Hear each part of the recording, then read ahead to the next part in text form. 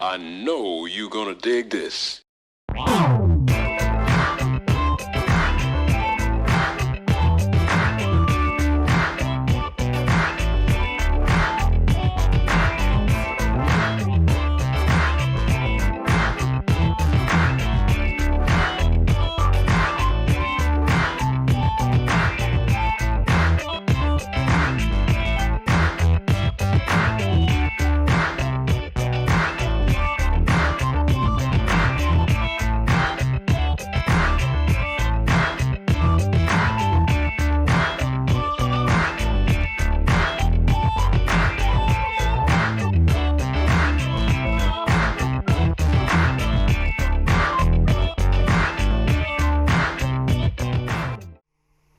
This is Rhine McLin, host of the Funk Music Hall of Fame and Exhibition Center's award-winning show, Funk Chronicles, recorded live here at DATV Studios in Dayton, Ohio. Now, zooming in all the way from Stuttgart, Germany, Sir Waldo Weathers, saxophonist and formerly with the James Brown Band, performing sax solos on CDs for the Godfather of Soul, such as Live at the Apollo in 1995, Gonna Have a Funky Good Time, Living in America, also on the DVD Live at the House of Blues 2000, and James Brown on PBS. Welcome and thank you for agreeing to come on our show. Hello, Sir Waldo. Good. Thank you so much. Thank you so much. Glad to be here. It is such an exciting opportunity to be speaking to a living legend and someone that has let their saxophone be the sex appeal of love, and especially through the James Brown era. That's good. I like that. Being said, that this opportunity, I want us to start off when you were in Louisville, Kentucky. How did you get interested in music? Take us all the way up to you joining the band of James Brown. Wow, we got a long walk. Starting in Louisville, I started playing nightclubs when I was 12 years old. And I moved on up playing. I'm going to stop you, Sir Waldo. When did you get introduced to the saxophone? Oh. And by whom? Music is all in my family. So I started off on piano. Then I moved to drums, then I moved to bass, and I went to this movie, and I forget the name of the movie, but it was a James Bond movie, and the song that was playing was The Look of Love, and that sax solo on The Look of Love, and I just melted, like, wow, I got to do that. And I believe that's when it started. But we were very poor, could not get a saxophone. The school would rent their instruments or loan them to you. And at that time, there were no more saxophones. So I ended up playing the clarinet. That wasn't working. It was not working. So I can recall me crying and begging my mother to please give me a saxophone. And one day she came home from work, came in the side door, and had me a saxophone. And I took it out and started playing it right then. And the rest was like, a great memory. Great memory. And then went on. I taught myself how to play. I went to school to learn how to read and everything. But I come to find out later, where I thought I was reading, I wasn't. I was doing everything by ear and didn't realize it. I had no idea. And I don't know how I done that in the school band. But I know I was sitting in front of the E flat horns. They were sitting behind me. And we played the same part. And normally the teacher would always get them to play first. And they played it, I heard it, and I could play it. I played it just like that. And so I went all the way through school, high school dropout at the 10th grade. And I just kept playing,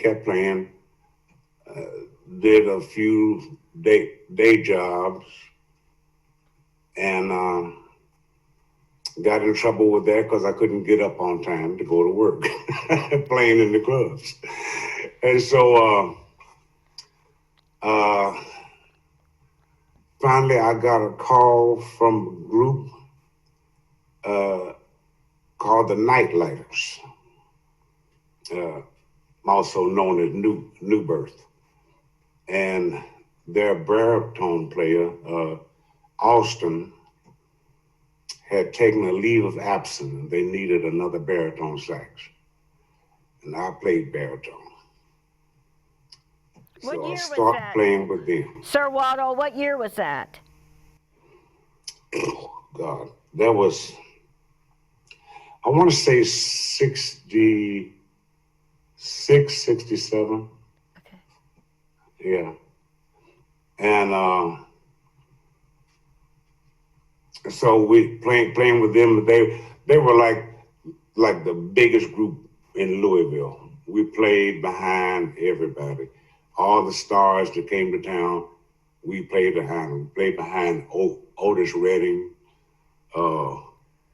Wilson Pickett, all the up and coming big people, Al Green, you name the people back then, and we played behind them.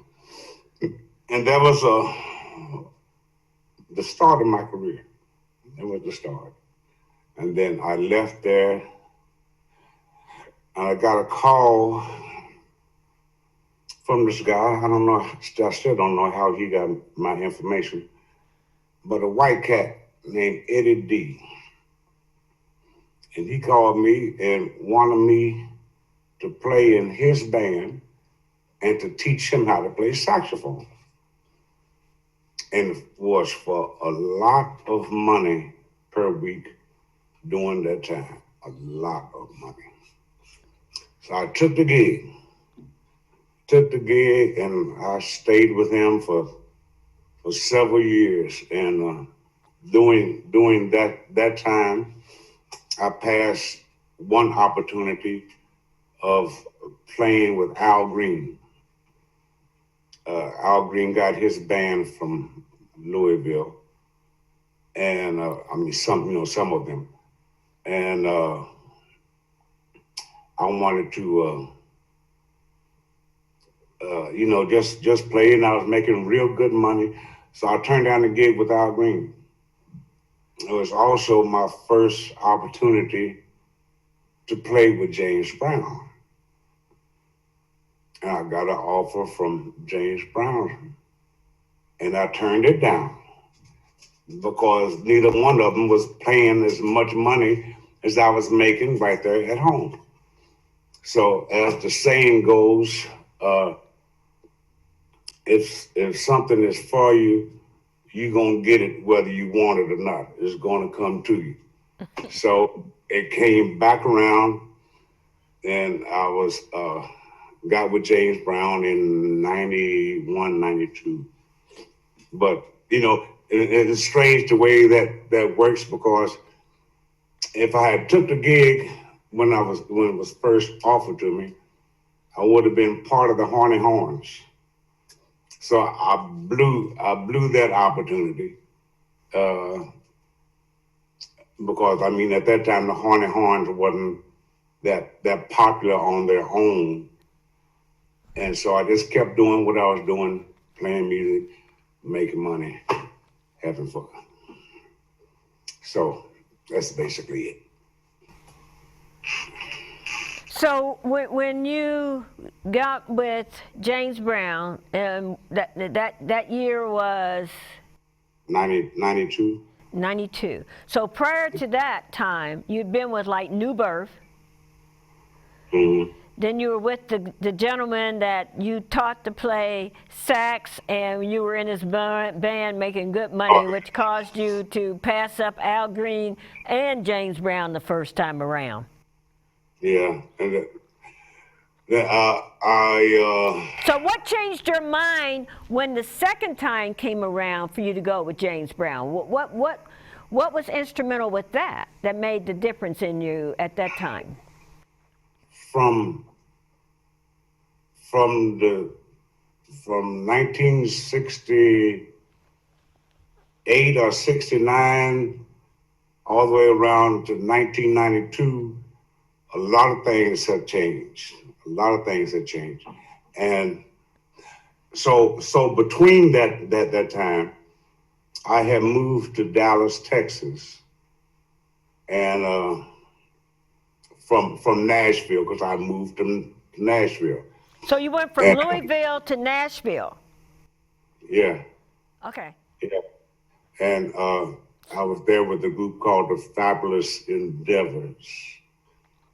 And so how long were you in Nashville?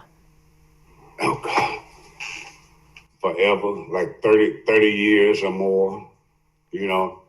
And then I moved out of Nashville and moved to Dallas because my wife at that time worked for American Airlines, and she was transferred to the headquarters.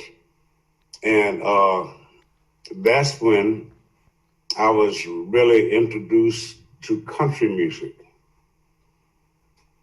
And so before I moved to Dallas, for whatever reason, I went to see this sax player by the name of Boots Randolph. I remember Boots Randolph. Yeah, the da-da-da-da-da-da-da-da-da-da-da-da. So, and he just like blew me away, and I said, how in the hell is he country? You know, because he was like a New Orleans jazz blues player. Fantastic. And I met him after the show, and we talked and drank for 2 hours or so after the show. And he had his own dinner club there in Nashville. And he told me, he said, if you ever get a chance to do country music, he said, get into it. He said, they labeled me country from that one song. And he said, I ain't no damn country player. You know, you hear what I am. I'm a New Orleans jazz guy. And so as time goes on, I'm in Dallas, like I said, and I'm playing with another group at a hotel. And this guy used to come see us all the time. And he approached me one night and asked me if I had my own CD. I said, no, because I had never thought about being a single artist. And he asked me what would it cost. And I kind of gave him a figure I thought it would be. And he said, here's my address, come by my house tomorrow. Went by his house. He gave me the money.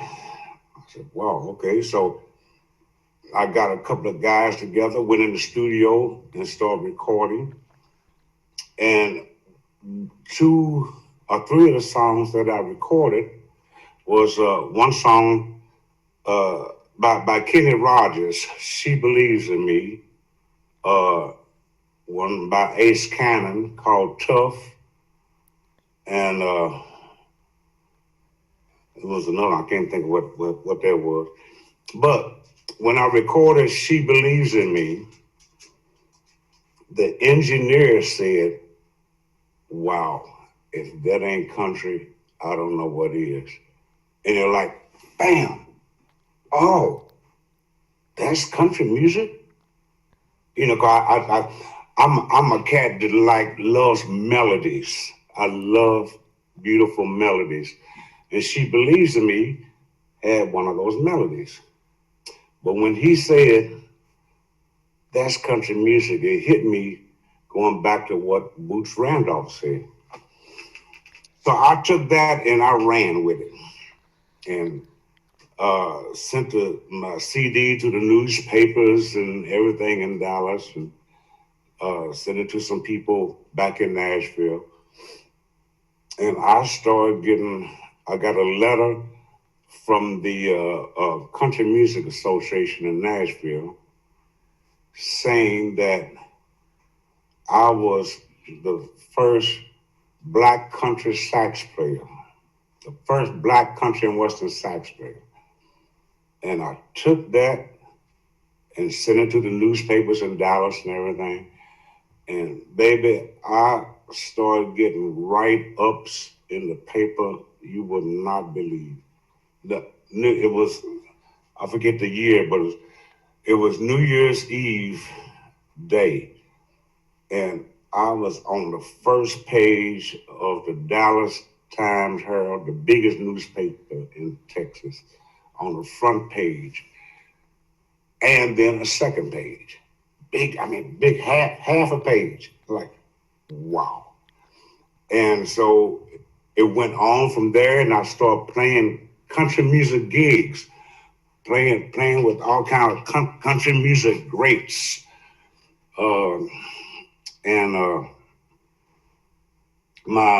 My producer was a great guitar player that played with Buddy Holly by the name of Tommy Alsop. He was my producer, and he had a nightclub in Fort Worth, Texas, and he had a band there, and I joined his band. And so as time went on,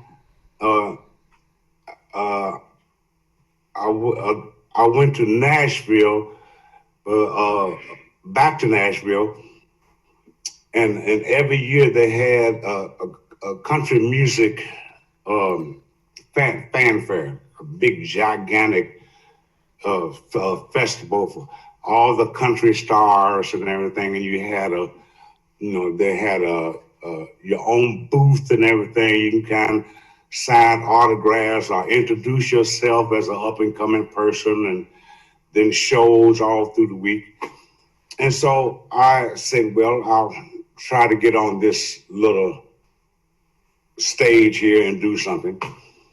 And I played a few songs and everything.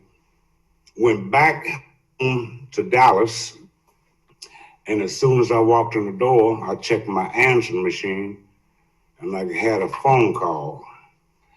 And it said, hello, this is Charlie Pride. I'd like for you to call my office at da-da-da-da-da-da. And I said, Charlie Pride? I said, you got to be shitting me. I said, Charlie Pride. I played it over and over and over and over. Charlie Pride. Wow. So I called him, went and auditioned, and got the gig, going back to things happen when they supposed to happen. He had auditioned another sax player, and he got the gig, but he didn't have a saxophone. He had borrowed somebody else's saxophone and got the gig, but then he didn't have the money to buy one. So they let him go, and they got me play saxophone. So I was a saxophone player and a backup singer. So I probably played saxophone on maybe four songs. and the rest of the time I sung backup, me and two other ladies. And I have a question to ask, Sir Waldo. I want to go back to whatever happened to the original guy that gave you the money to do your demos. I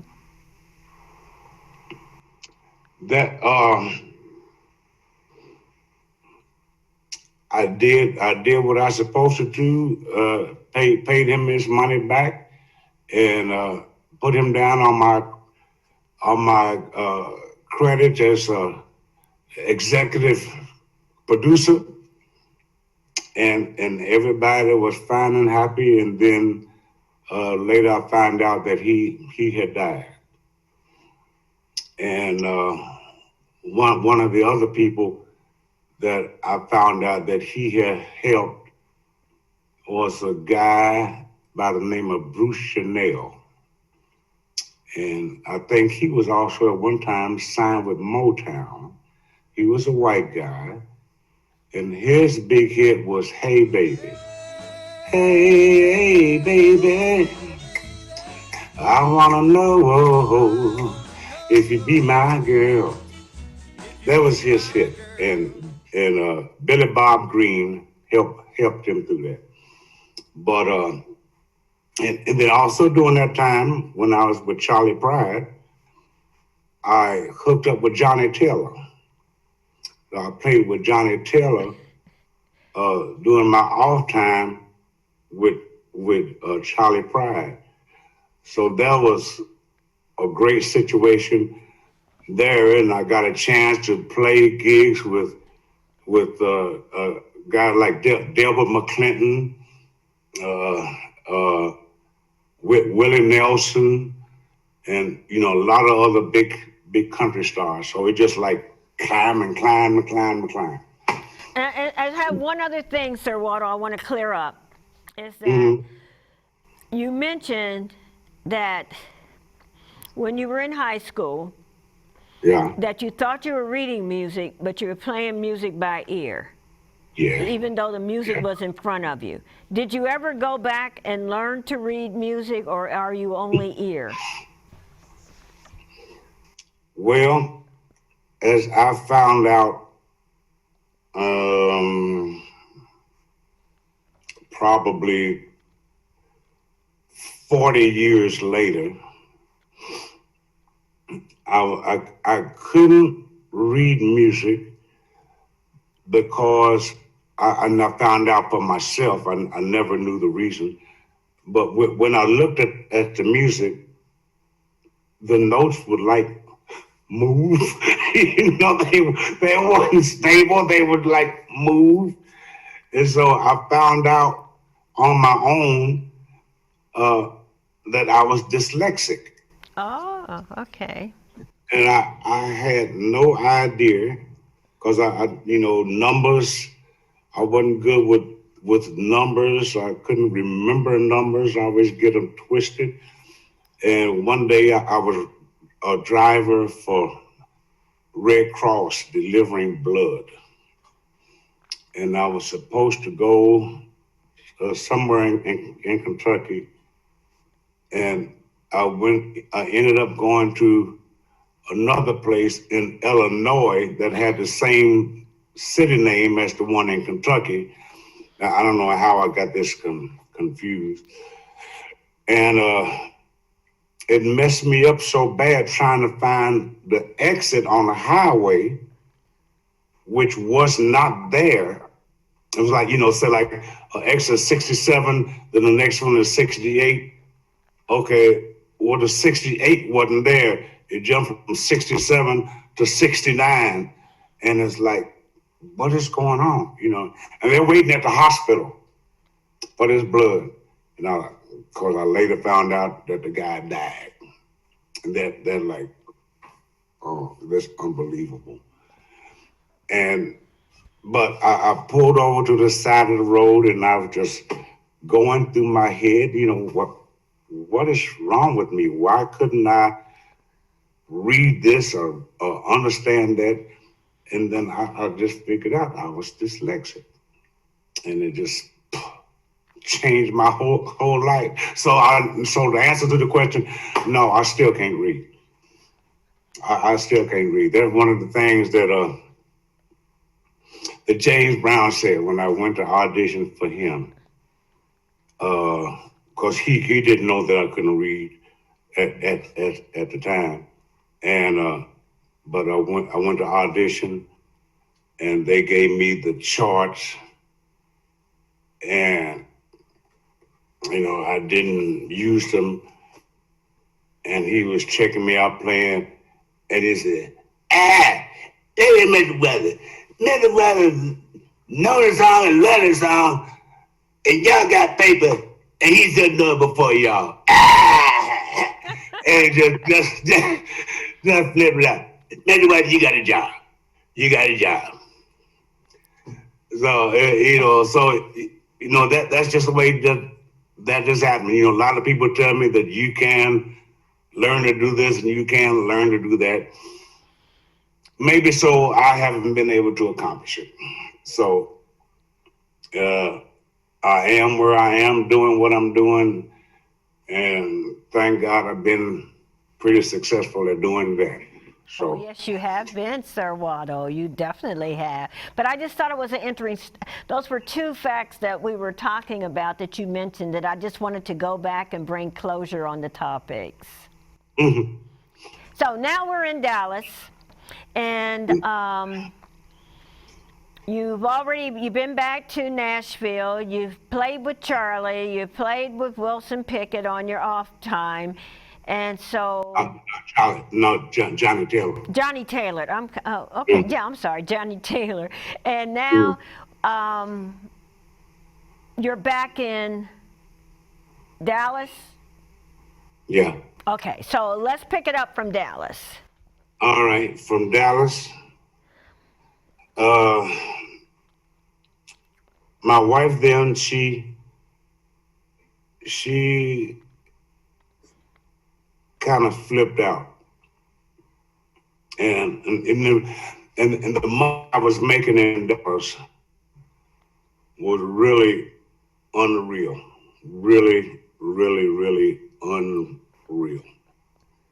I had more money than I knew what to do with, and I come home from the gig, walked in the door, and the house looked like a tornado had been inside the house. I mean, furniture upside down. Just like somebody just come in and totally vandalized the house. And she had just flipped out and said she wanted to move back home to Nashville. And so that was really a hard thing because I got my gig with Charlie Pride and stuff, and I would have to leave all of that because I tried to stay with him, but they wouldn't allow it. They wanted you there because if he called a rehearsal, you have to go to this rehearsal and blah blah blah. And so I had to quit everything. So she went back to Nashville. I sold our houses and all the other stuff I had to do. And I came to Nashville. And it's funny, I don't know if you ever heard the expression, let's see how it go. I can't even get it to my head now. Okay, I'll tell you the story. The story is I'm in Dallas in bed sleep. And it's like real early in the morning when the sun is just coming out. And I'm dreaming. And I got this dream and something starts talking to me. It says, you don't want to work this hard to make the money that you're making. And of course, you only get one answer. And I said, no, I don't want to work this hard, but there's always other options. But you're not granted that option. And so I woke up. So it was a premonition. Yeah. I woke up, and within 30 days, I believe, I had just about lost everything I had. It was like it's the devil talking to you. If you give a certain answer, he grants the wish that you supposedly have given him, but you don't really know that you have given to him. You understand what I'm saying? Yeah. And so, how old were you then? How old were you then, Sir Waldo? It was in the 80s, so it was I want to say probably in 89 or something like that.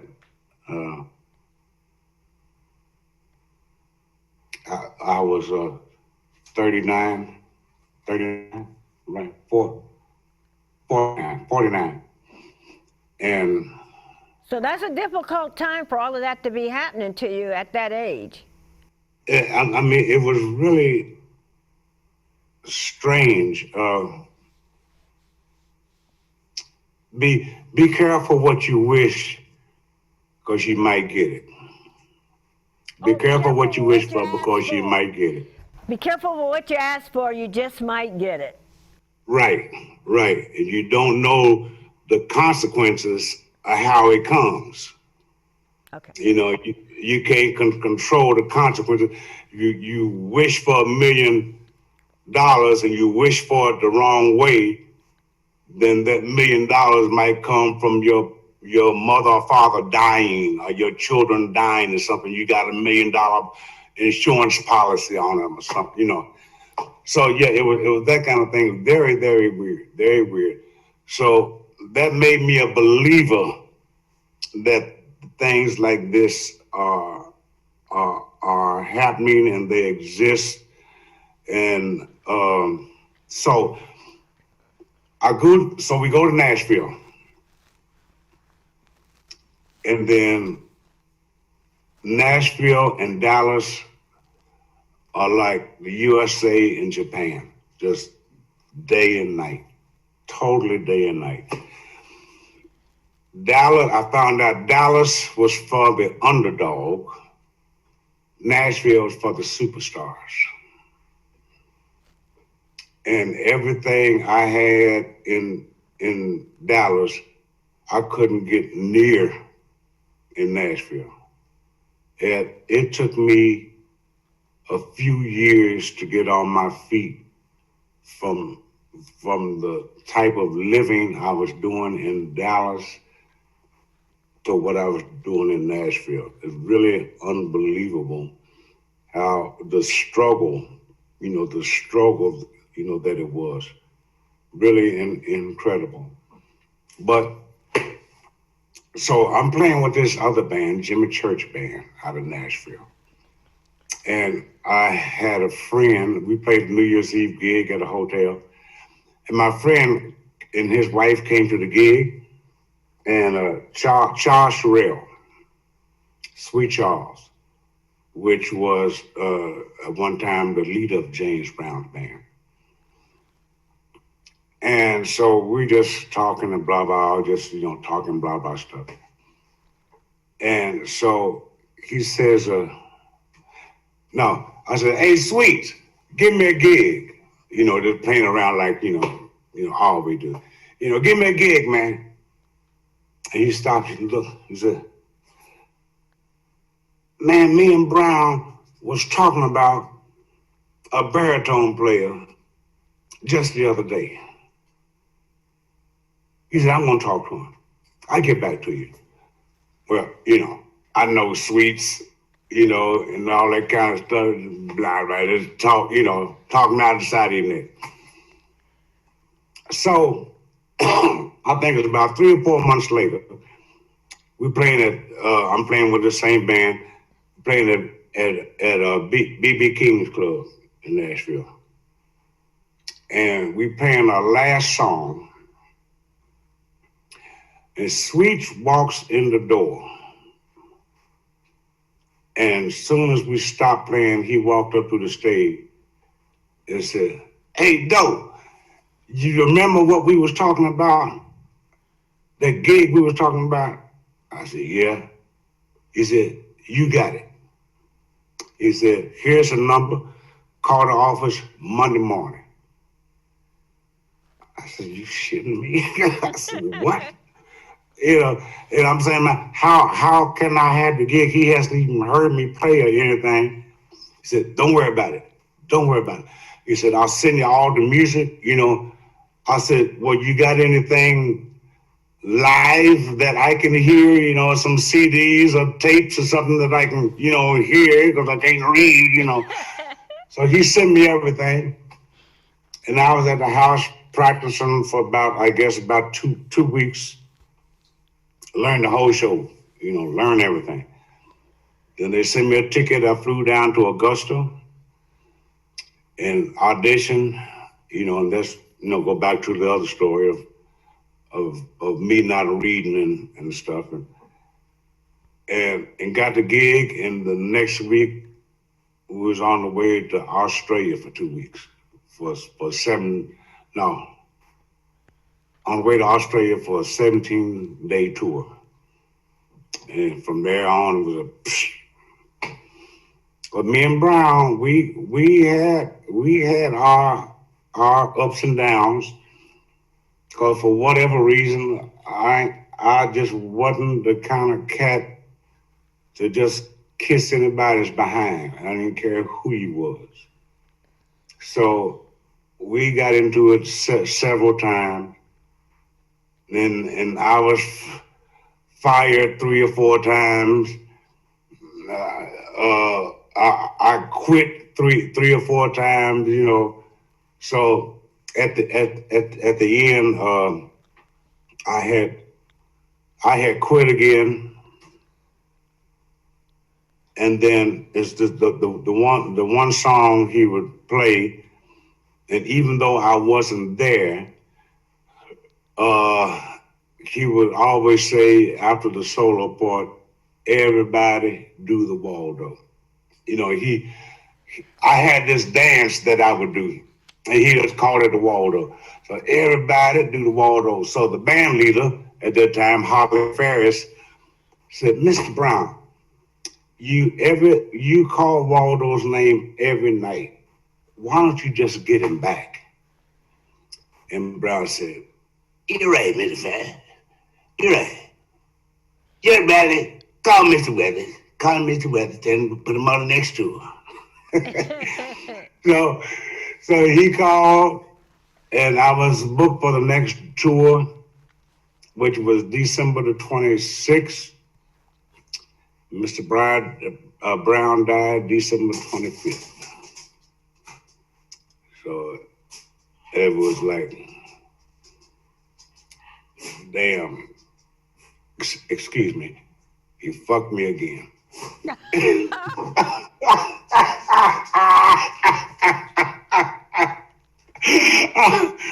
But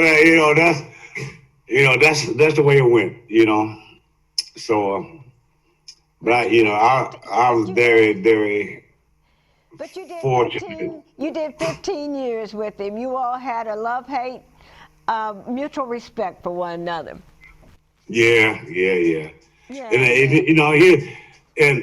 And also I want to say, at one time, during that time, Prince's sax player came and auditioned for Brown. I can't remember his name. Lord, I'm so bad with names. But he came and auditioned, and Brown said, son, you're not ready. You're just not ready. And I think it was 2 or 3 weeks later, he was with Prince. And it was like, okay. So he wasn't ready for a reason. You know, he wasn't ready for a reason. You know, just like I said, some things happen. Everything that happens for a reason. Yeah, I truly do believe that. So, you know, so as you know, as we move along, and I mean, this is just fascinating. So, you moved from Dallas. You are kind of like starting over again in Nashville. Yeah. And you followed your wife back there to make her happy. And now you're starting to get back on your feet, and you've gone through your time with James Brown. What's next? What happened next? What's next is that, where am I at? So I finally put my own group together. And then I got a gig. I got a gig in Barcelona, Spain. And it was for five weeks, I want to say, for December 2000. And so that began my first solo career. And I started doing more singing than I did playing. And so that went on, and I started, then I got booked in what was it, 2005 or 2006 on a cruise ship here in Germany, the MS Europa. And so I done that, and I met a young lady on the ship. And then when I met this young lady on the ship, then everything completely changed. And needless to say, unfortunately, I was already married and ended up leaving my wife, coming to Germany to be with this other woman. Now, is this the same wife that you had that you moved back to Tennessee with? No.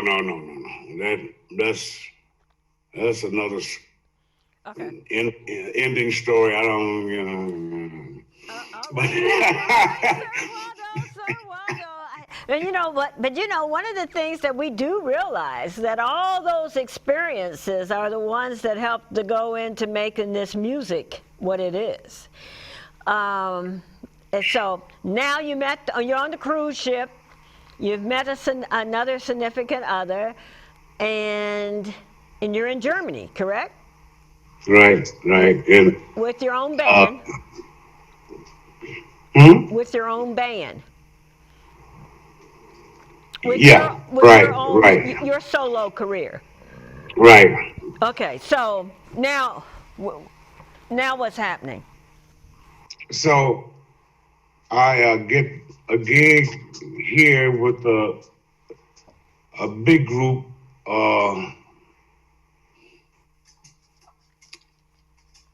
that's doing soul music, a big German group doing soul music, doing a lot of tours and stuff.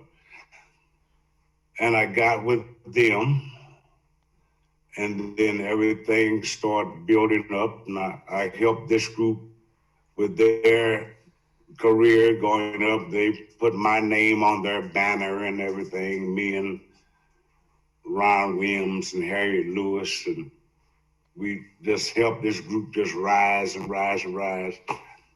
And finally, the thing come around, like I said, you get to a certain level, things change, and they didn't need our name on the billboard no more, so they took it off, and two of us got fired. Now I'm one of them.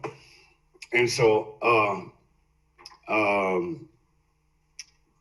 but I went on and I kept doing my own thing, and had two beautiful children here, which are now 8 and 5, Leandro 5 and Magali 8, and but the marriage didn't work out. So that's number 4. Okay. Let me ask you. Let me say this, Sir Waldo. Let's just talk about briefly how you became Sir Waldo. I'm playing a festival in Meinbrexen, Germany. And I'm playing at this castle.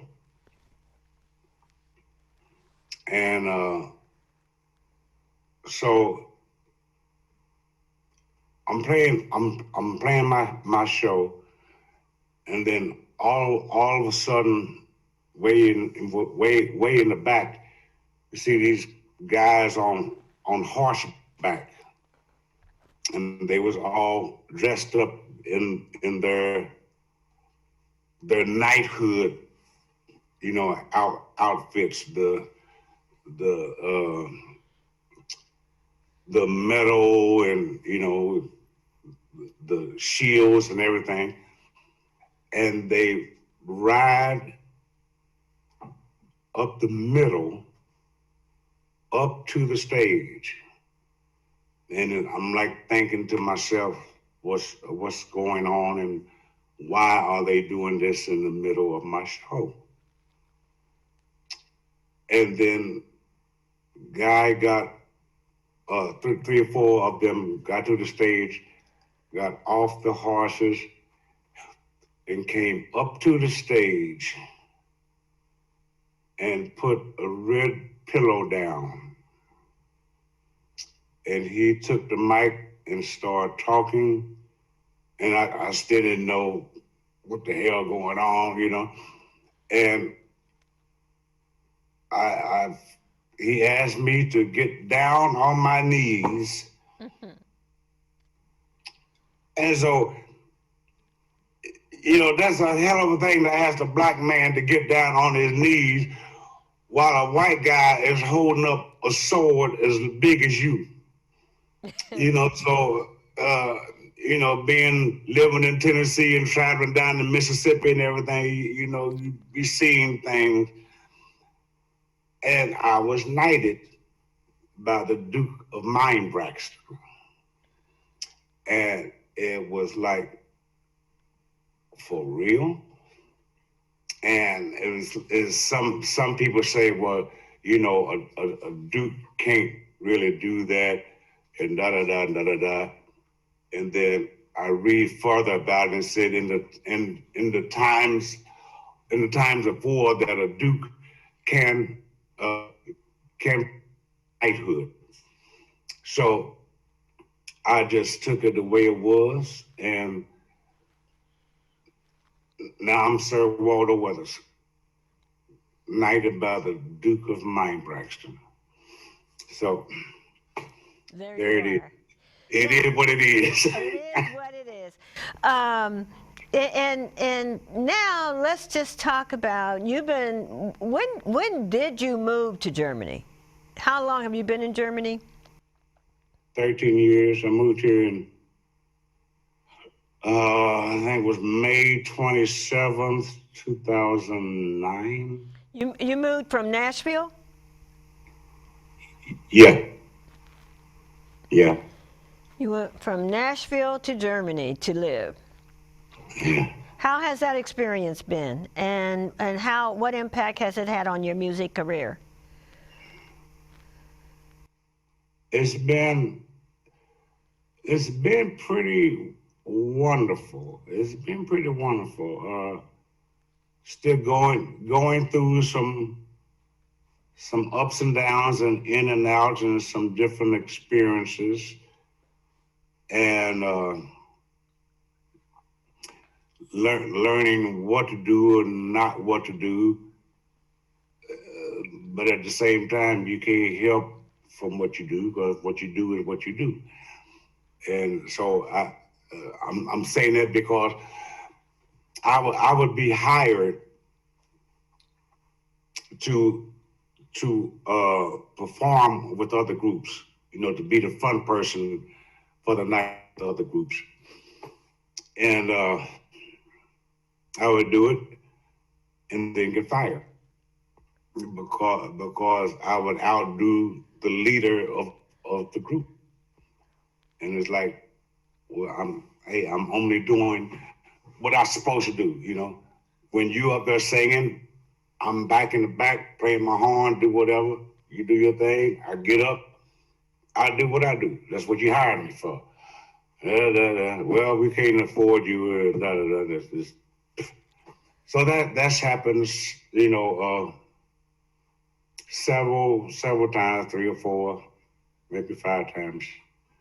And, even on some big shows, some other big shows, I won't say them, but the promoter found I was from Brown and told the artist that, we got to get him up there and do some James Brown. And the promoter don't even know if I can sing or nothing. He just says, we got to get him up there.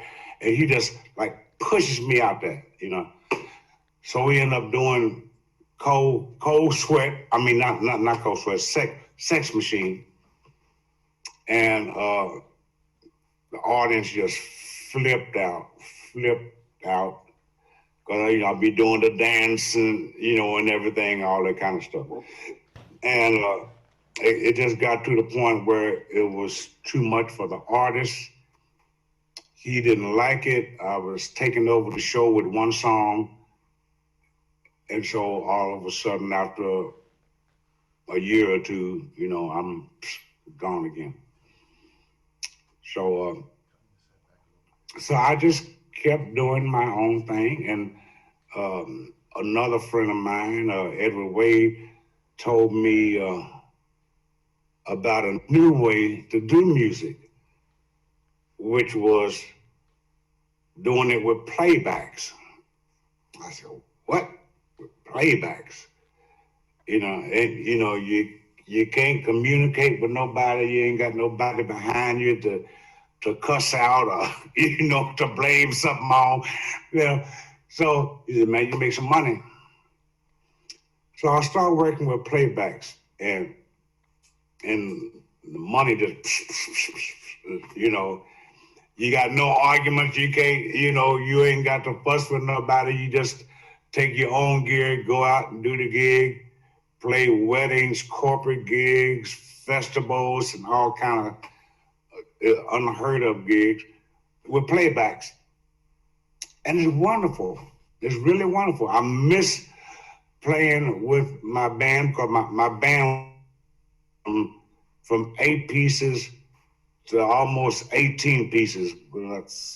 At one time, I think I sent you a video, I had 16 dancers, 3 horns and a big rhythm section and backup singers and all. I really miss that and love that. But, then a lot of times the people only ask for you and won't pay a few extra dollars for you in the band. They just want you, no, just go ahead and do it with the backs, I said, okay, I ain't mad, so. That's just the way it's been working out. It's crazy. Sir Waldo, would you mind serenading for a song to me? Me? Yes. You're Sir Waldo, aren't you? You better stop. I'll see if I can come up with something. Okay. Yeah. Slide back a 'Cause, little bit so I can see more of you and your horn. There you me and my horn. Yes. Something smooth.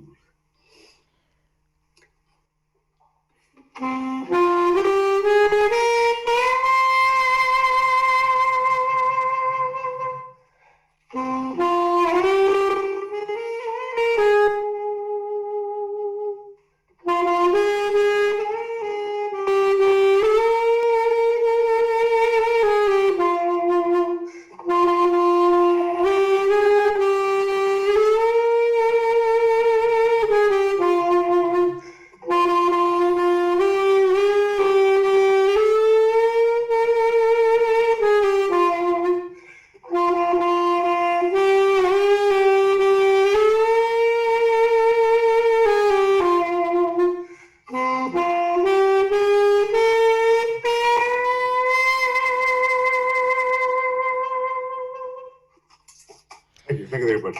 You know what? Thank you. Thank you. You know, that's one of those things where it has the sexy sax sound Oh, and sweet, soulful funk. So that leads up to what is funk to you, and why is it necessary to have a Funk Music Hall of Fame and Exhibition Center? Sir Waldo. funk is funk. You know, I mean, funk is my background, and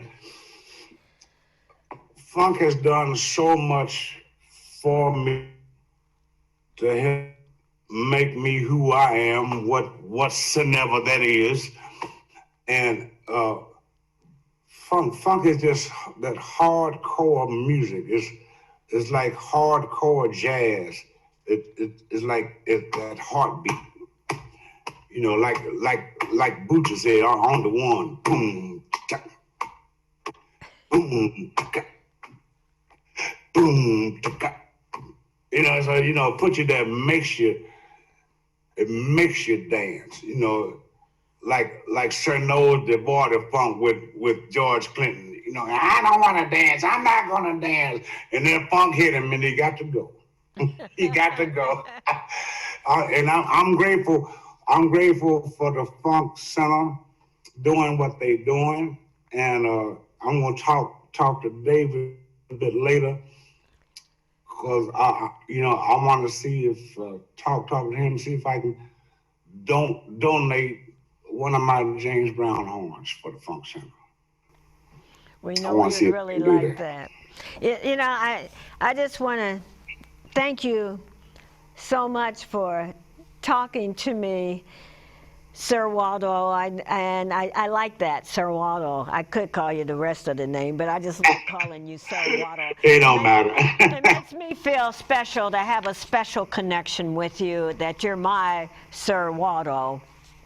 But I know it's Sir Waldo Weathers, and that appreciated you sharing the sexy sax and the sweet, soulful funk with me, and I appreciate you sharing your funk story and the history of Sir Waldo Weathers. And with that, I wish you your best of everything that you do, and much success. And I look forward to hearing from you in different genres along the way, because you have a broad base. Yeah, I do, and I have to try to squeeze this in. Supposedly, in the near future, there will be like documentary on me through Netflix. I don't know yet, but that's what we're talking about. So I just want to say thank you and David for having me. It was my pleasure, my honor. Thank you. This is Rhine McLin, host of the Funk Music Hall of Fame and Exhibition Center's award-winning show, Funk Chronicles. Until the next time, keep it funky, funky, funky. Funky, funky, funky. All right.